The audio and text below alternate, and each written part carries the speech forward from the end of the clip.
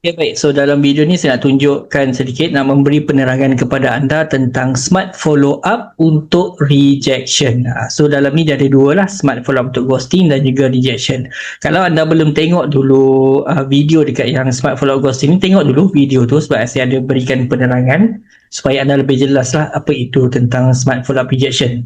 So smart follow up rejection ini hanya akan di-trigger apabila customer tu dia ada bagi rejection, sama ada nanti PM balik, tunggu gaji mahal, nak tanya suami, nak tanya isteri, nak fikir dulu dan sebagainya. Apa sahaja rejection yang membuatkan dia tidak meneruskan pembelian, by default AI agent kita dia akan trigger satu function yang diberi nama sebagai handling rejection. Apa yang dilakukan oleh handling rejection punya function ni nanti adalah dia akan berfikir dulu bagaimana cara terbaik untuk dia tai chi rejection yang customer bagi. Okay. So, bila customer bagi rejection, dia memang akan terus handle that rejection lah. Dia akan tai chi balik lah. Okay, bagilah jawapan dia macam mana untuk memujuk customer tu supaya dia meneruskan pembelian dan sebagainya lah, benda-benda macam tu kan. Dalam masa yang sama, dia akan tag the customer ni pernah bagi rejection. So bila dia dah tag customer tu pernah bagi rejection, kita akan automatically, sistem kita akan tag dia sebagai orang yang akan menerima smart follow up rejection kalau kita onkan benda ni. Okay, smart follow up rejection ni kita kena onkan dia, barulah dia akan trigger follow up untuk rejection. So, kenapa kita memerlukan smart follow up dan bukan drip campaign satu persatu macam yang biasa kita buat dalam platform yang lain? Smart follow up ni berpunca daripada sebenarnya asalnya adalah daripada untuk kita buat rejection lah. Saya tambahkan lagi untuk ghosting juga. Rejection ni dia ada pelbagai jenis rejection. Nanti PM balik, esok saya bagi tahu. Tunggu gaji bulan depan, tunggu gaji minggu depan, kan? Timing untuk kita buat follow up tu berbeza-beza. Mesej kita nak follow up itu juga berbeza-beza. Jadi kita memerlukan satu sistem yang bijak, yang boleh tahu, yang boleh fikir bila waktu sesuai untuk kita follow up orang yang bagi rejection macam ni. Apa mesej template yang sesuai untuk kita hantar kepada orang yang macam ni. So kalau dia kata tunggu gaji minggu depan, sistem kita akan tunggu selama 7 hari sebelum hantar mesej follow up yang pertama, dan dia akan pilih template mesej yang ada. Kalau orang tu tunggu gaji, kita buatlah satu template mesej dekat dalam ni, follow up tunggu gaji. Apa ayat kita nak hantar, kita masukkan dekat dalam ni and submit for review. Kan? So tugas anda sekarang adalah create as many template message untuk follow up orang yang bagi rejection, as many as possible lah. Sama ada kalau produk anda tu banyak yang nak tanya suami lah, nak tanya anak, nak tanya mak, buatlah message template yang khas untuk follow up golongan-golongan yang macam itu.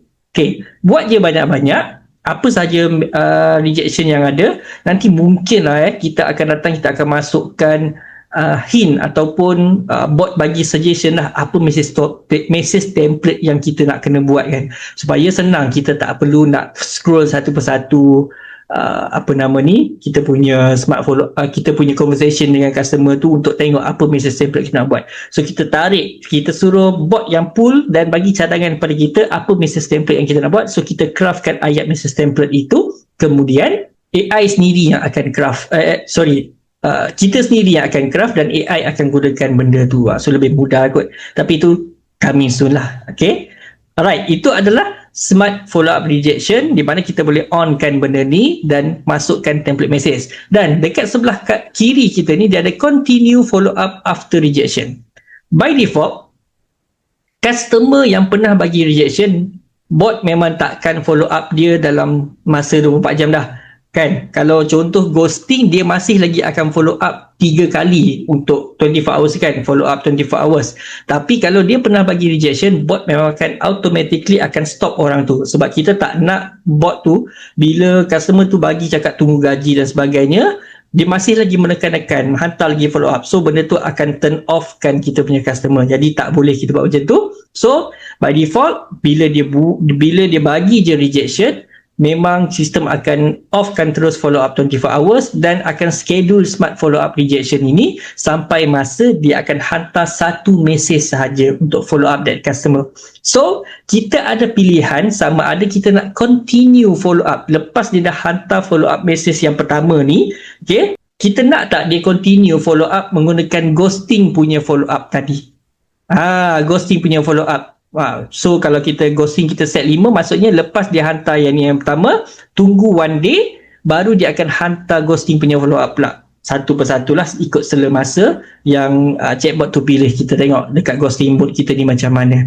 So dia akan meneruskan lagi. Tak adalah. Kalau kita tak onkan benda ni, chatbot kita hanya akan follow up dia sekali sahaja. Tapi kalau kita onkan benda ni, chatbot akan continue follow up selepas dia hantar follow up rejection sekali. After 1 day, dia akan continue fire sequence untuk smart follow up ghosting ni pula. Dia akan jadi macam tu. Jadi continuation lah follow up tu akan berlaku dari semasa ke semasa mengikut conversation customer dan mengikut kita punya AI sendiri lah. Tugas kita sekarang adalah masukkan template sahaja. Buatlah template banyak-banyak based on kita punya produk, kita punya business sendiri. Right, so saya harap anda faham smart follow up rejection dan juga smart follow up ghosting yang kita ada dekat dalam sistem Serposen ini. Assalamualaikum dan salam sejahtera.